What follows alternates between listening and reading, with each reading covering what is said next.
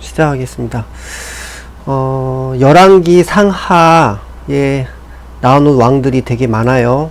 뭐 지난주에 우리가 보았던 것처럼 여기가 빨간색으로 칠해진 데가 북이스라엘 왕이고요. 이렇게 파란색으로 칠해진 왕들이 남유다 왕이에요.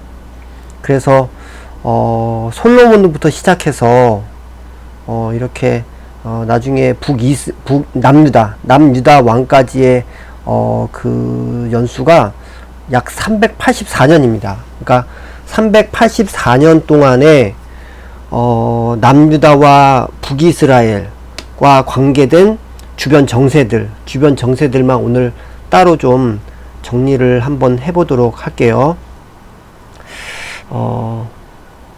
먼저 맨 처음에 솔로몬부터 우리가 시작하죠. 우리가 솔로몬은 뭐 잘 아시는 것처럼 솔로몬 통치 초기에는 이제 평화기요. 그러니까 남쪽의 이집트는 당시 중동에서 영향력을 상실했고, 이제 북쪽의 두로 뭐 히라만과 우호적 관계를 맺었고요. 뭐 솔로몬은 이집트의 공주를 아내라 이제 맞았죠. 그러니까 솔로몬 통치 초기에는 뭐 당시 뭐 경제 그리고 정치적으로 그리고 외교적으로도 그냥 가장 큰 중흥기라고 생각하시면 돼요. 근데 평화기였습니다. 아무 문제가 없었던 때였어요. 그런데 솔로몬 통치 후기에 나타나면서 조금씩 대외 관계가 문제가 생겨요. 뭐 아까 말씀드렸던 남쪽의 이집트가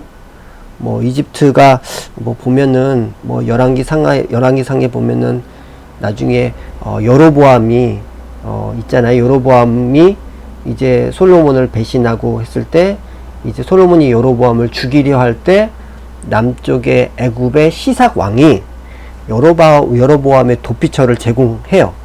그리고 나중에는 뭐 솔로몬이 죽고 나서는 예루살렘을 침공할 정도로 이렇게 이집트와 애굽과 문제가 조금 생깁니다. 그리고 북쪽의 두로와 관계도 좀 소원해지고요. 그리고 북쪽의 아람, 남쪽의 에돔과 적대 관계가 형성됩니다. 그럼 여기 나오는 뭐 나라들이 어딨냐? 지금 이렇게 보시면 돼요. 지금 여기 보라색으로 쳐진 데는 다윗이 다윗이 차지했던 왕이고, 솔로몬이 됐을 때 이제 왕이 훨씬 이제 면적을 더 많이 차지하게 되죠. 그래서 이집트와 에돔과 두로와 아람. 그래서 우리가 여기서 좀 주의 깊게 보셔야 할 것이 이제 이집트, 아람입니다. 맨 처음에는 솔로몬 통치 초기 때는 평화기, 그리고 통치 후기, 우리가 통치 후기 하면은 솔로몬이 조금씩 타락했잖아요. 타락했기 때문에 대외 관계도 문제가 생겼다, 이렇게 정리를 하시면 되겠습니다. 그 다음에 이제 우리가 볼 것은 이제 북이스라엘에 이제 당분간은 북이스라엘에 집중을 하겠습니다. 이게 성경에도 보면은 이제 북이스라엘에 집중을 하다가 나중에 남유다를 중심으로 넘어가요. 왜냐면은 북이스라엘이 이제 먼저 아수르에 의해서 멸망을 당하잖아요. 그러니까 북이스라엘의 변화가 많습니다. 그리고 남유다는 나중에 북이스라엘이 멸망하고 나서 남유다의 변화가 많게 돼요. 그래서 먼저는 빨간색 중심으로 보고 그 다음에 파란색으로 넘어가겠습니다. 빨간색은 어디라 그랬죠? 북이스라엘, 남쪽은 남유다. 그래서 북이스라엘 가운데 이제 정세가 이제 바하사 때, 그러니까 북이스라엘의 바하사 때 아람 왕, 지금 제목이 뭐예요? 아람의 침입이에요. 지금 바하사부터 여호아스까지 어떤 그 나라가 계속 침범하냐면은, 이때는 아시리아도 뭐 힘이 별로 없었고 바벨론도 생기지 않았을 때예요. 그러니까 아람 왕이 계속적으로 북이스라엘을 침입했다라고 생각하시면 됩니다. 우리가 열왕기상에 보면 나타나요. 그래서 바하사 때는 아람 왕 베나닷이 바로 북이스라엘을 침공했다. 그리고 남유다, 이때 아사 왕이죠. 남유다 밑에 파란색이요. 아사 왕이 베나닷의 조공을 바쳤다. 그리고 아합 왕 때, 우리가 아합 왕 하면은 지난주에도 보고 또 다음 주에도 볼 것인데 북이스라엘의 역사 가운데 가장 타락했던 때예요. 이제 바알 신앙을 들여왔던 때죠. 그런데 그럼에도 불구하고 이제 오므리, 이제 여기가 오므리 왕조인데 오므리의 아들로 시작해서 아하시아 여호람까지 오므리 왕조라 그래요. 이 오므리 왕조가 당시 북이스라엘 가운데 엄청나게 군사력이 강했던 그런 때입니다. 그래서 아람왕 베나닷이 2번이나 전쟁에 왔지만은 아합이 승리를 하게 됩니다. 그리고 이때 아시리아, 이때는 아주 아시리아가 그렇게 중흥하지 않고 아주 조금 했을 때예요. 아시리아가 살만 에셀 3세라는 이 왕이 서진 정치, 그러니까 서쪽으로 전진해 왔다는 거죠. 전진해 올 때 그때 아합 왕과 아람의 베나닷은 일시적으로 평화 조약을 맺습니다. 그러니까 이 아합 왕 때는 어땠다는 거예요? 그러니까 아람에게도 승리를 하고, 그리고 아람과 어느 정도 평화 조약, 그러니까 아합 왕 때는 좀 국제적으로 그렇게 많은 위협을 느끼지 않을 때입니다. 그 다음 예후 때 아람 왕 베나닷이 사마리아를 2번 포위합니다.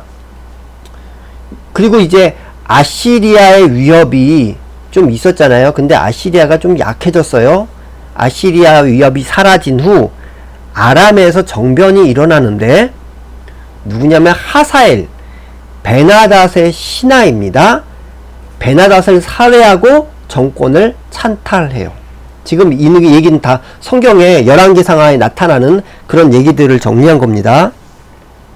지금 뭘 보고 있냐면 아람의 침입, 아람을 중심으로 보고 있어요. 아람이 바하사 때, 아합, 예후, 여호와스 때 이제 아람이 침입했던 모습들을 보죠. 그래서 아람 왕 하사엘 그리고 그 아들 베나닷 3세는 남유다와 북이스라엘을 계속적으로 공격합니다. 그래서 보면은 요아스 때, 그러니까 열왕기상 12장에 그리고 열왕기상 13장에 남유다와 북이스라엘 계속적으로 공격했다. 좀 어려운 얘기지만은 정리를 하면은 바하사와 아합과 예후와 여호와스, 이때는 누가 계속적으로 북이스라엘을 공격했다? 아람. 이렇게 생각하시면 돼요. 그럼 정리됐죠? 바하사부터 여호와스는 아람만 생각하면 됩니다. 아람이 여기에요. 아람이 아까 보셨던 것처럼 북이스라엘의 이쪽에서 계속적으로 침입을 했다라고 보시면 되겠습니다.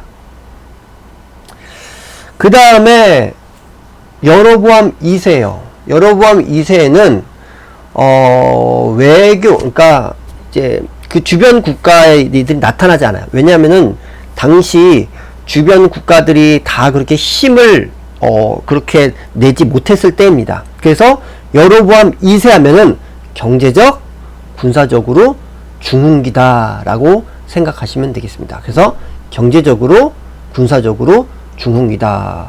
혹시 기억하세요? 요나가 언제 기록되는지? 여기 있죠? 여로보암 2세 때죠. 요나가 어디를 갔냐면은 아수르의 니느웨를 갔잖아요. 그러면은 그때는 아수르가 그렇게 막 세력을 이렇게 팽창하지 않을 그런 때라는 것들을 우리는 좀 볼 수 있습니다. 여로보암 2세 때 경제적으로, 군사적으로 중흥기다. 그런데 그때 아수르가 조금씩 커지려고 준비를 하고 있다. 이렇게 생각하시면 되겠습니다. 그럼 여로보암 2세 때는 군사적 중흥기라고 생각하시면 됩니다. 이제부터 어디를 보냐면 이제 무나햄, 이제 위에 보시면 빨간색이요. 부가히야, 베가, 호세아 보시면은 호세아를 끝으로 북이스라엘은 멸망하게 됩니다. 우리는 잘 알고 있죠. 북이스라엘이 누구에 멸망했는지? 아수르입니다. 아수르 위에 있죠. 아수르, 디글랏 빌레셀 3세, 살만 에셀 5세, 사르곤 5세. 여기를 우리는 좀 봐야 되는데요. 그러니까 앞에서 우리가 아람이 계속적으로 북이스라엘을 침입했고, 그리고 이제 여로보암 2세 때는 군사적 중흥기를 맞았고, 므나헴부터 호세아까지는 아시리아가 침입해 들어왔다. 아시리아가 점점 커져가고 있구나 라는 생각들을 하시면 되겠습니다. 그러면 아시리아를 봐야 되겠죠?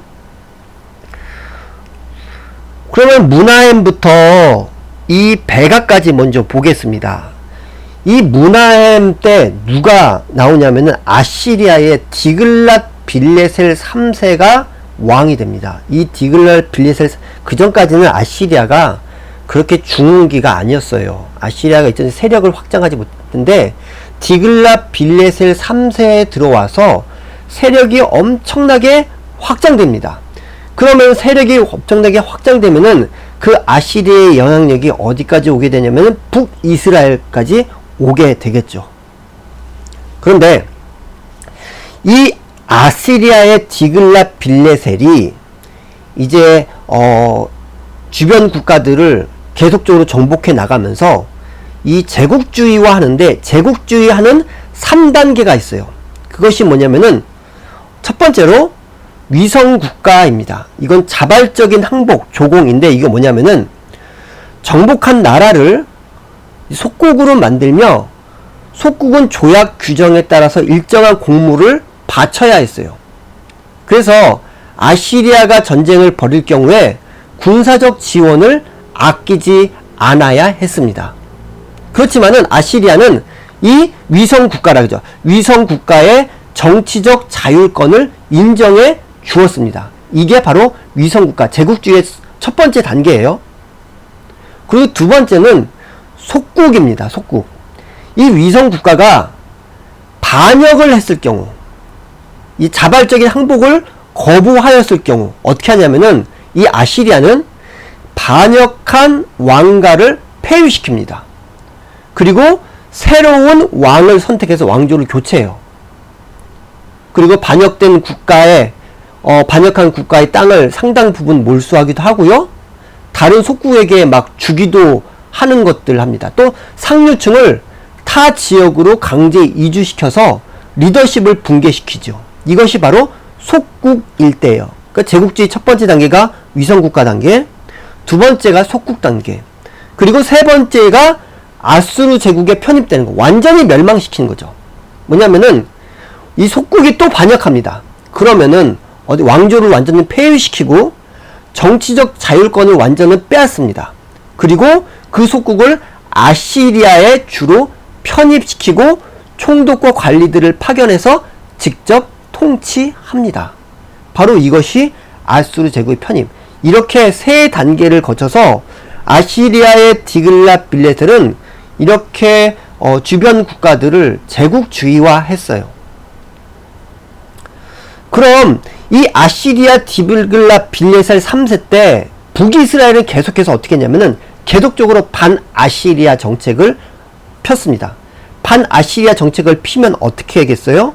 그러면은 그들이 점점 위성국가, 속국, 이렇게 아수르 제국에 편입되어지는 제국주의 1단계, 2단계, 3단계로 나가겠죠? 결국 어떻게 됩니까? 호세아 때 완전히 멸망되어집니다. 그리고 이 아시리아 디글랏 빌레셀 3세 때 남유다는 어디가 있어요? 밑에 보니까 우시야, 요담이 있어요. 그리고 아하스까지 있습니다. 우시야, 요담까지는 반아시리아 정책을 펴다가 아하스 때 어떻게 하냐면은 아하스 때 아시리아와 동맹을 하게 됩니다. 이렇게 큰 그림을 가지고 보시면 돼요. 먼저 북이스라엘은 모두 반아시리아 정책을 폈다. 그리고 남유다는 우시야와 요담까지는 반아시리아 정책을 펴다가 아하스 때는 바꿔서 아시리아와 동맹을 했다 라고 생각하시면 되겠습니다. 그럼 그 다음을 볼게요. 므나헴 때 어떻게 했냐? 아까 우리가 보았던 것처럼 제국주의 1단계가 뭐였죠? 위상국가였죠. 그래서 열왕기 하 15장 19절에 보면은 아스루왕 불이 와서, 아스루왕 불이 누구냐면은 바로 이 아수르 왕 디글랏 빌레셀 3세입니다. 그가 와서 땅을 치려 하매 므나헴이 은 1000달란트를 불에게 주어서 그로 자기를 도와주게 함으로 나라를 자기 손에 굳게 세우고자 하여. 어떻게 된 겁니까? 이때 위성국가가 되어졌다라는 것들을 보여줘요. 그럼 위성국가가 되면은 어떻게 합니까? 공물을 바쳐야 되고, 그리고 아시리아가 전쟁을 벌일 경우에는 군사적 지원을 아끼지 않아야 됐죠. 근데 이때는 아시리아는 이 바로 북이스라엘의 정치적 자율권을 아직 인정해 줄 때가 므나헴부터 부가히야 때요. 근데 베가 때 뭐 이제 아시리아가 뭘 하냐면은 BC 743년에 1차 서부 원정이 있습니다. 이제 아시리아가 점점 세력이 커져가지고 있죠. 커져가니까 이때 남유다, 블레셋, 북이스라엘이 연합해서 반아시리아 동맹을 했어요. 아까 보았던 것처럼 우시아와 남유다의 우시아와 요담, 이 파란색 밑에 보이시죠? 이때는 반아시리아 정책을 폈다 그랬잖아요. 그러니까 지금 남유다와 북이스라엘과 모두 연합해서 반아시리아 정책을 편 것입니다. 그래서 디글랏 빌레셋이 서진 정책을 하오는 가운데 그것을 막아내요. 이게 1차 서부 원정이에요. 베가 때 일어났습니다. 아시리아 서진 정책이 주춤하겠죠. 남유다, 우시아, 요담은 반아시리아 정책을 펼 때입니다. 그 다음 베가 또 이제 1차 서부 원정을 했잖아요. 이 디글랏 빌레셀이 이제 2차 서부 원정을 하게 되는데, 북이스라엘의 베가와 북이스라엘의 왕이 누구냐면 베가였어요. 빨간색 보이시죠? 베가 왕. 그리고 이때 아람. 아까 우리는 아람을 배웠습니다. 아람이 앞에서는 북이스라엘을 계속 침입했던 그런 나라였잖아요. 그런데 아람의 르신 왕 때, 이스라엘의 베가 왕 때는 베가와 르신이 어떻게 하냐면은 동맹을 맺습니다. 동맹을 맺어요.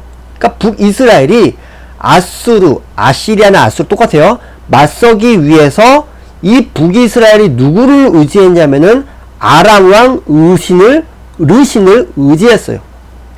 그래서 이 북이스라엘의 베가와 아람의 르신이 동맹하여서 유다의 그때 왕이 누구냐면 아하스였습니다. 아까 기억하시죠? 우시아 요담 때에는 아시리아에 대해서 어떤 정책을 폈어요? 그때는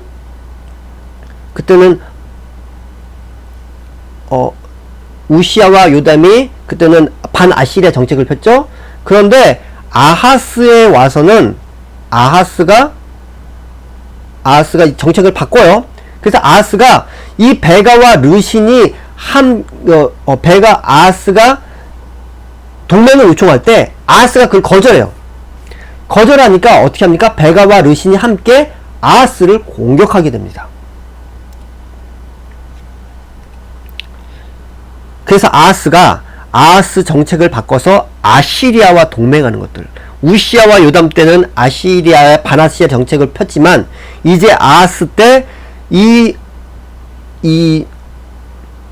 아수르에게 바로 동맹을 이루게 됩니다. 그런데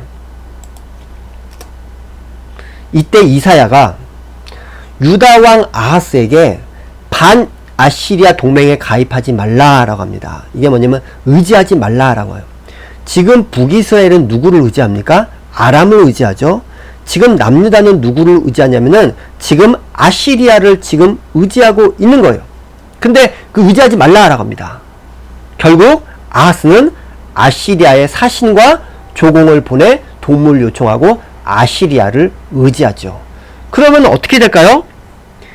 디글랏 빌레셀이 이게 서부 원정이 가는 가운데 어떤 일이 일어나게 되냐면은 지금 북이스라엘이 지금 아람 왕 르신을 의지했잖아요. 어떻게 되냐면은 원정에서 아람을 멸망시킵니다. 멸망시키면은 어떤 일이 일어나겠어요? 이 북이스라엘에 갈 곳이 의지할 대상이 없어져 버린 것이죠. 북이스라엘은 아람을 의지하다가 결국은 망하게 됩니다.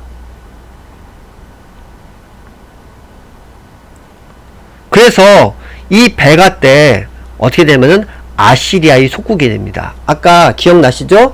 3단계 첫 번째에서 위성국가, 두 번째는 속국, 세 번째는 멸망. 그런데 이제 두 번째 단계에 들어가게 된가 베가 때 아시리아의 속국이 됩니다. 그래서 열왕기 하에 보면은 이스라엘 왕 베가 때에 아수르 왕 디글랏 빌레셀이 와서 이온과 아벨벳 마아가와 야노아와 게데스와 하솔과 길앗과 갈릴리와 납달리 온 땅을 점령하고 그 백성을 사로잡아 아수르로 옮겼더라. 드디어 이제 북이스라엘 도시들이 아수르 영토에 조금씩 편입되는 거예요. 그래서 지금 이 아수르가 이렇게 들어와 이 도시들이 어디냐면은 그 이사야에 보면 이랬어요. 전에 고통받던 자들에게는 흑암이 없으리로다. 옛적에는 여호와께서 스불론 땅과 납달리 땅이 멸시를 당하게 하셨더니 이 땅이 어디냐면 지금 이 땅이에요. 지금 아수르랑 디글렛 비레셀이 와서 그 땅을 점령하고 이제 그 땅을 점령해서 계속적으로 리더십, 그러니까 상류층을 따지고 옮기고 하는 일인데 그 일들을 이사야에서 스불론 땅과 납달리 땅이 멸시를 당하게 하셨더니 바로 이 얘기들을 하는 거예요. 그런데 이사야에서 뭐냐면 후에는 해변길과 요단 저쪽 이방의 갈릴리를 영화롭게 하셨느니라. 흑암에 행하던 백성이 큰 빛을 보고 사망의 그늘질 땅에 거주던 자에게 빛이 비치도다. 이게 언제 성취됩니까? 마태복음 4장 15절 16절에 이사야 말씀이 성취되었다고 기록한 거예요. 우리 기억하죠? 바로 갈릴리에 예수님께서 그곳에 가셔서 그곳에 복음을 전했을 때 스불론 땅, 납달리 땅, 바로 과거에는 멸시를 당했지만 예수님께서 그곳에 가심으로 그곳에 그 땅이 영화롭게 되는 일들, 바로 흑암에 행하던 백성이 큰 빛을 보는 일들, 예수님을 통해서 성취되어지는 것입니다. 그 다음 마지막 어디겠습니까? 호세아이죠. 호세아가 이제 베가를 죽였어요. 베가를 죽이고 왕이 된 거예요. 근데 이 디글렛 빌레셀 3세는 호세아를 아직 왕으로 인정하고 있는 거예요. 그런데 이제 아수르에서도 디글랏 빌레셀 3세 말고 이제 살만 에셀이 왕이 됩니다. 살만 에셀 5세가 왕이 되자 호세아는 아시리아에 반역하기로 결정한 거예요. 그래서 열왕기하에 보면은 아수르 왕 살만 에셀이 올라오니 호세아가 그에게 종이 되어 조공을 드렸습니다. 근데 그 다음에 그가 애굽의 왕 소에게 사자들을 보내고 해마다 하던 대로 아수르 왕에게 조공을 드리지 않았잖아요. 지금 어느 단계냐면은 속국 단계예요.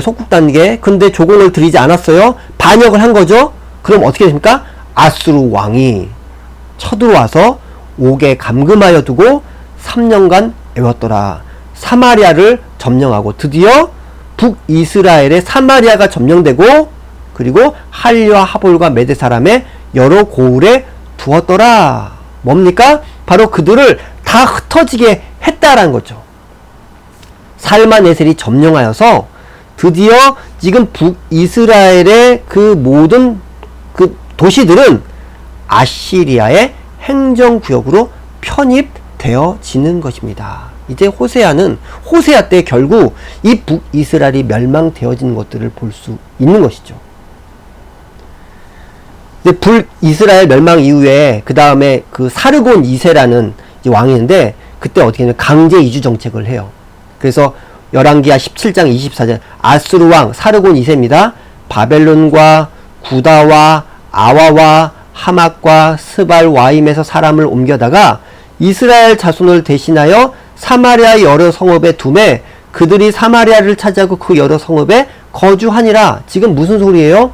지금 여러 곳에 있는 아시리아가 점령했던 다른 나라 그 사람들을 어디다 두었냐면은 사마리아를 차지하고 사마리아에 거주하게 했다라는 것이요. 그러면은 왜 유다 사람들이 사마리아인을 왜 이렇게 무시했는지를 알겠죠.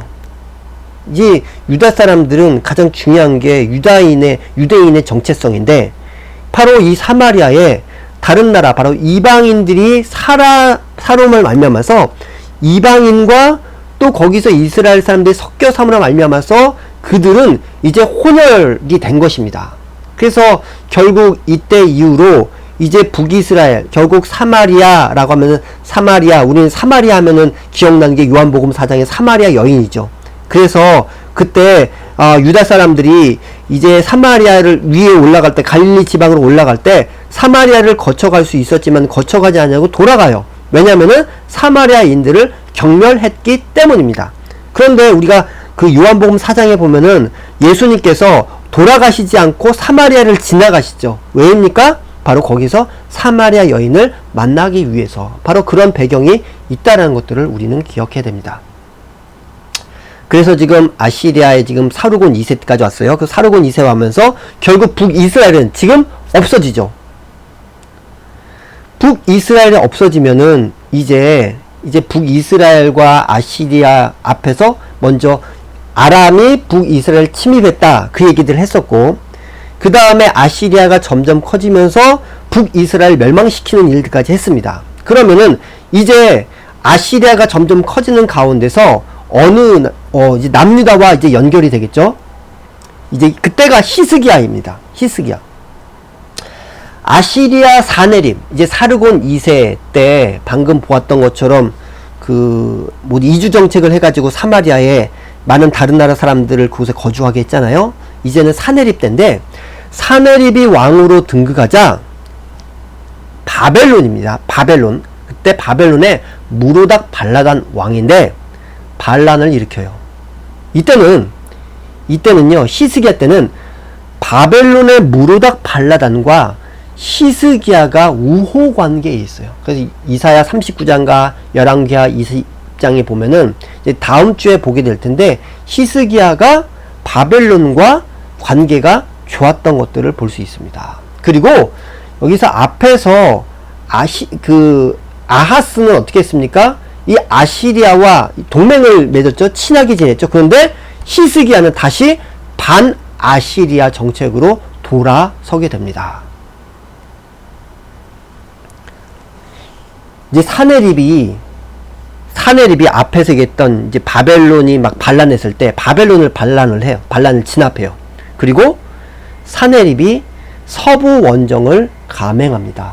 그래서 이사야 36장, 37장, 열왕기하 18장, 19장이 나오는데, 서부 원정 가운데 남유다를 침공해서 약 20만 명 포로로 잡아가요. 어느 때요? 히스기야 왕 때. 그리고 남유다 46개 성읍을 점령하고 아수르 군대가 예루살렘을 포위하게 되죠. 근데 우리는 이제 히스기야를 다음 주에 보겠지만은, 이때 어떻게 하냐면 히스기야가 이사야와 함께 기도합니다. 그래서 이 밤에 여호와의 사자가 나와서 아수르 진영에서 군사 18만 5천 명을 친지라. 아침에 일찍 일어나 송장이 되었더라.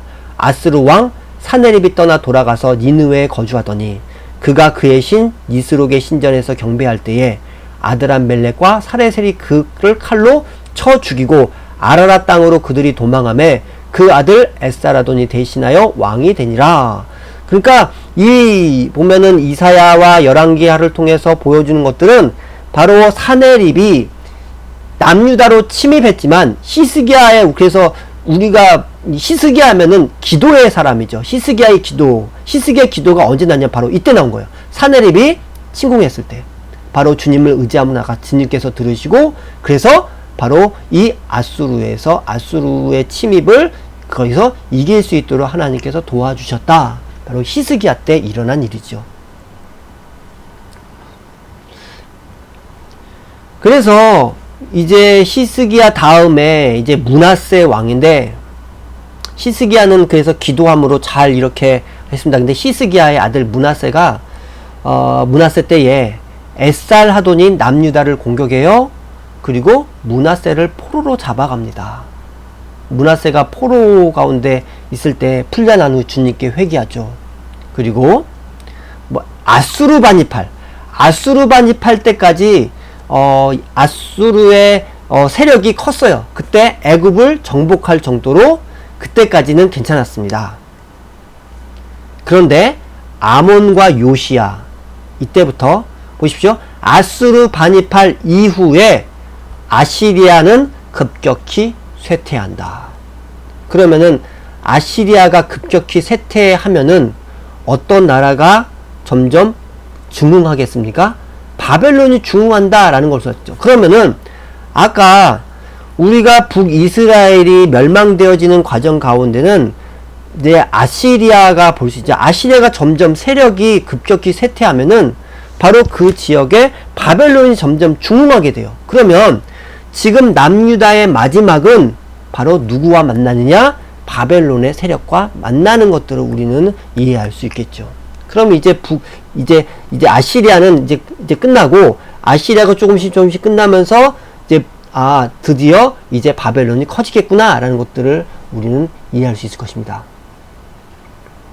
그 다음에 요시야. 이제 요시야를 좀 봐야 되겠는데, 이제 그 남유다와 북이스라엘 왕들 중에서 가장 선한 왕, 그리고 하나님을 잘 따랐던 왕이 요시야 왕입니다. 근데 요시야 왕 때가 가장 이 정세 변화가 가장 급격하게 일어나는 때예요. 여기서 아시리아의 아수르 틸리라니 때 바벨론 지역의 나보폴라살이 반역을 하면서 신바벨론입니다. 다시 말해서 아까 아수르 반입할 때 이제 아수르가 조금 거의 이제 급격히 쇠퇴했다잖아요. 그리고 아수르 틸리라니 때 바벨론의 신바벨론을 누가 세우냐? 나보폴라살. 여기 밑에 보이시죠? 바벨론, 그가 신바벨론을 세웁니다. 그리고 신사리스 군 때 이 바벨론이 니느웨를 함락합니다. 그리고 아술 우발린 때 이 바벨론이 이 아시리아를 완전히 멸망시키지요. 이 대회상이 아주 급격하게 일어나요. 언제요? 요시야 왕 때요. 급격하게 변화가 일어나면서 이때는 뒤에 보면은 여호아스, 여호야김, 시드기야, 이때는 바벨론이 이제 엄청나게 세력을 확장하는 그런 때입니다. 그럼 요시야는 지금 대외 상황이 지금 급격하게 변화되는 때는구나 라는 것들을 우리는 이해할 수 있습니다. 그럼 어떻게 변화되는지 좀 보도록 하겠습니다. 여기가 이 초록색, 여기가 아까 말씀드렸던 건 나보폴라살이 바벨론을 장악하면서 신바벨론을 세우고 조금씩 이제 확장되는 그 내용들을 우리는 보게 될 것입니다. 보면 이제 아시리아에서, 이 제목 큰 거 보세요. 이제 아시리아에서 세력이 어디로 넘어갑니까? 바벨론으로 넘어가게 됩니다. 나보폴라살이 바벨론 지역에 신바벨론을 창설합니다. 이때는 세력이 조그맸어요. 근데 조금씩 이제 커져갑니다. 이때예요. 어느 때입니까? 남유다의 요시야 왕 때. 이때 가장 많이 정세가 변화가 있다라고 했죠. 이때 나보폴라살이 누구와 연합하냐면은 메대와 연합해서 아수르를 공격하기 시작해요. 누가요? 바벨론과 메대가 아수르를. 그래서 지금 아수르는 조금씩 세력이 쇠퇴하고 있는 중이고 바벨론은 점점 커져가고 있는 중이잖아요. 그죠? 그래서 아수르는 어떻게 하냐면 애굽의 도움을 요청합니다. 그러니 애굽은 아수르를 돕기 위해 출정하죠. 그래서 가볼린이란 곳에서 승리해서 아수르가 바벨론과 메대로부터 멸망해주는 것들을 막아줍니다. 누가 도와줘서요? 애굽과. 그래서 애굽과 아수르가 계속 도와주고 있는데 왜 애굽이 아수르를 도와줬을까요? 이 지리적으로 봤을 때 만약 아수르가 무너지면은 어떻게 되냐면은 결국 애굽도 위협을 받게 되는 거예요. 애굽도 계속해서 이 팔레스타인 지역, 이 유다 지역을 계속적으로 호시탐탐 노리고 있는데 지금 아수르가 무너지면요, 이 바벨론에 의해서 이들의 군사적인 어떤 부분에서도 위협을 받을 수밖에 없습니다. 그렇기 때문에 애굽이 아수르의 편을 들어서 이들을 막아준 것입니다. 그런데 이 아수르가 이 메대에 의해서 정복을 당해요. 그리고 니느웨가 어디죠? 아수르의 수도죠. 니느웨는 메대와 바벨론에서 정복을 당하게 되고, 그러면은 정복을 당하니까 이 와스루 왕족들, 남은 사람들은 어디로 이동하냐면은 하란이란 곳으로 도망 이주하게 됩니다. 지금 이게 언제 일어났어요? 남유다의 요시야 왕 때. 그러니까 지금 상황이 엄청나게 애굽과 아수르와 바벨론과 메대와 이런 상황들 가운데서 바벨론과 메대가 연합하여서 아수르를 침공했고, 아수르가 멸망당했고, 아수르의 남은 왕족들이 하란으로 갔고, 그 가운데서 애굽은 계속적으로 견제를 하고 있는 그런 상황입니다. 이해되시죠? 그 다음 볼까요? 이제 유명한 1차 갈그미스 전쟁인데, 이제 이게 유프라데스 강이에요. 유프라데스 강 중심으로, 동쪽은 바벨론 중심으로, 또 서쪽은 애굽의 수중에 있습니다. 지금 아수르는 완전히 멸망했고, 지금 이 아수르의 왕족들이 하란에 넘어왔다라고 했잖아요. 지금 아주 이제 위태위태한 그런 때예요. 그런데 이때 애굽의 바로 누구가 갈그미스 전쟁 참여위에서 올라갑니다. 이쪽이 전쟁에서 올라가는데, 올라갈 때 이때 왕이 누구예요? 요시야 왕. 요시야 왕이 이 애굽 왕을 무깃도에서 막다가 죽게 됩니다. 이 요시야 왕은 그래도 남유다에서 가장 칭찬받은 왕인데, 요시야가 무너지면서 이제 그 이후로 여호아스, 여호야긴, 시드기야, 이제 남유다가 급격하게 쇠퇴하면서 완전히 멸망의 길을 가게 되죠.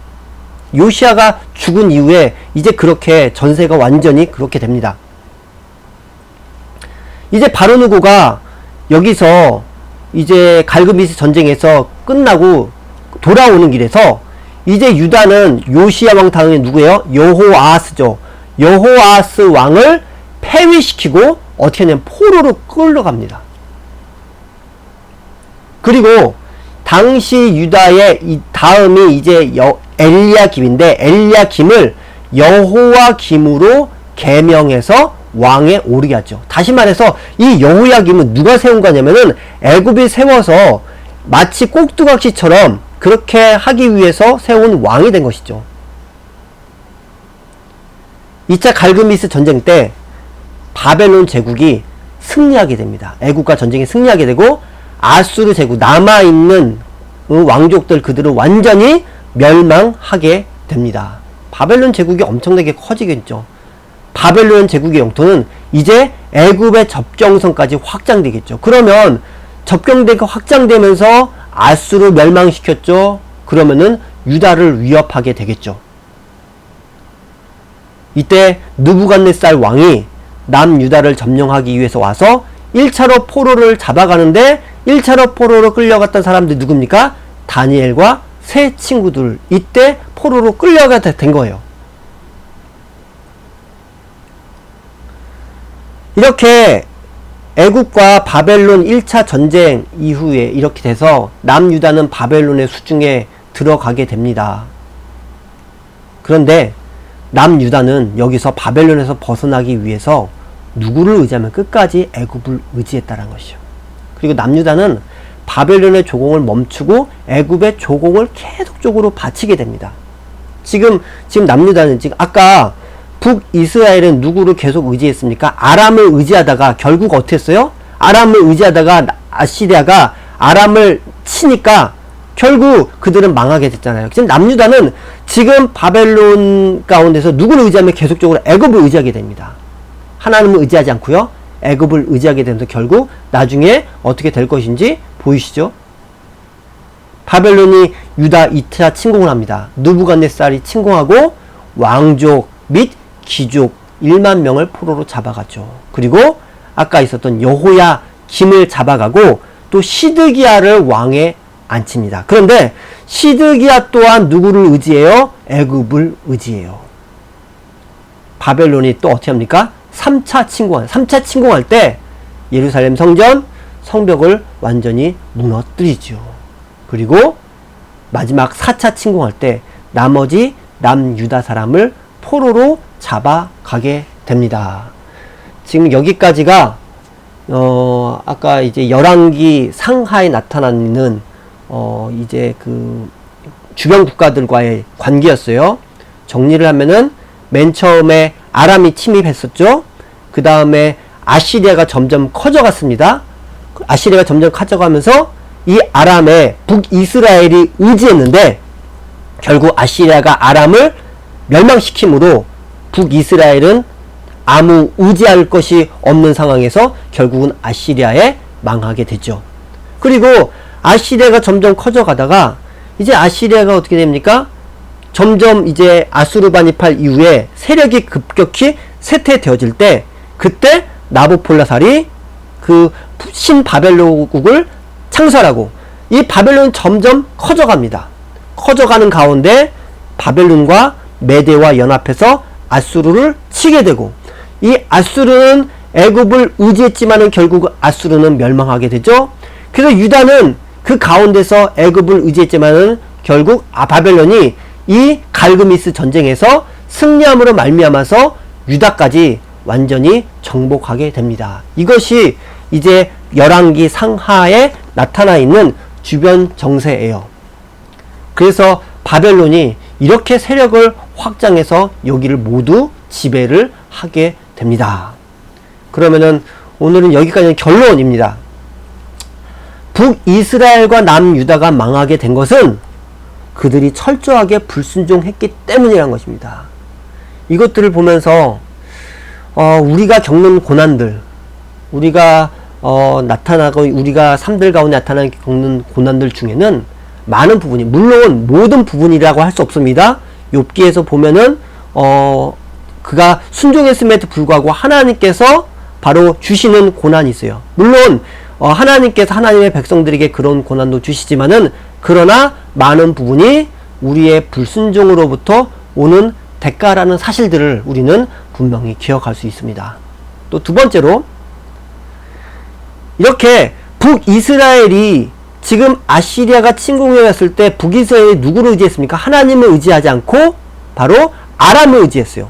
남유다는 바벨론이 침공했을 때 누구를 의지했냐면은 바로 애굽을 의지했습니다. 그래서 당시 그 선지자들은 그들을 의지한 것들을 가지고 뭐라 그러냐, 불신앙이라고 질책했어요. 그래서 이사야와 예레미야에 나오거든요. 주님 외에 다른 것을 의지하는 것은 무엇입니까? 불신앙입니다. 결국 불신앙을, 이게 뭐냐면은 의지한 대상으로부터 나중에 어떻게 됩니까? 이 북이스라엘이 아람을 의지했지만은 결국 아람은 없어지죠. 그리고 남유다는 애굽을 의지했지만은 애굽도 아무 것들을 하지 못하게 됩니다. 결국 큰 실망, 큰 배신을 당하게 되는데 이것은 바로 우상 숭배의 대가라는 것이죠. 마지막으로 이스라엘이 처한 국제적 상황은 결국 그들이 하나님을 얼마나 의지하는지를 시험하는 시험장이었다는 것이요. 이것은 다시 말해서 우리가 처한 모든 상황, 지금 이스라엘에겐 국제 상황 가운데 이것들을 얘기해 주지만은 우리가 처한 모든 상황은 내가 주님을 얼마나 의지하는지를 보여주는 시험장이 되는 것입니다. 그래서 오늘은 열왕기 시대 주변 국가 가장 큰 이 4개의 국가들을 가지고 얘기를 했습니다. 여기까지